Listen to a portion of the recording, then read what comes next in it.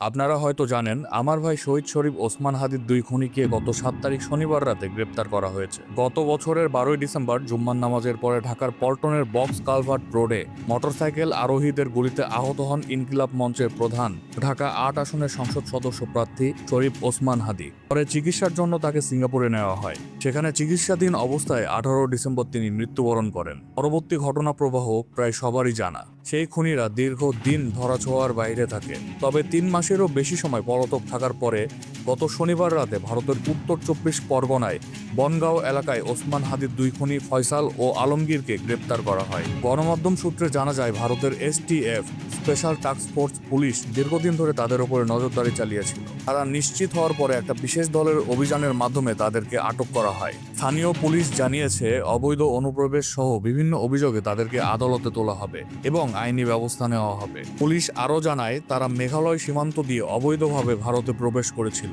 পরে ছদ্মনামে বিভিন্ন স্থানে অবস্থান করার পরে বাংলাদেশে প্রবেশের উদ্দেশ্যে বনগাঁও এলাকায় অবস্থান করছিল। হয়তোবা সঠিক সময় সুযোগ পেলে তারা বাংলাদেশে প্রবেশ করে ফেলত। এদিকে বাংলাদেশের সিআইডি প্রধান জানিয়েছেন, ওসমান হাদির খুনিদের দেশে ফিরিয়ে নিয়ে আসার জন্য ইতিমধ্যেই আইনি প্রক্রিয়া ও যোগাযোগ শুরু করা হয়েছে। আমাদের একটাই দাবি, যত দ্রুত সম্ভব ওসমান হাদির খুনিদের দেশে ফিরিয়ে এনে মূল মাস্টারমাইন্ড সহ জড়িত সকলের দৃষ্টান্তমূলক শাস্তি নিশ্চিত করা হোক। হয়তো যদি সব ঠিক থাকে তাহলে এই বাংলার মাটিতেই আমাদের ভাইয়ের বিচার দেখতে পারবো আমরা, ইনশাল্লাহ।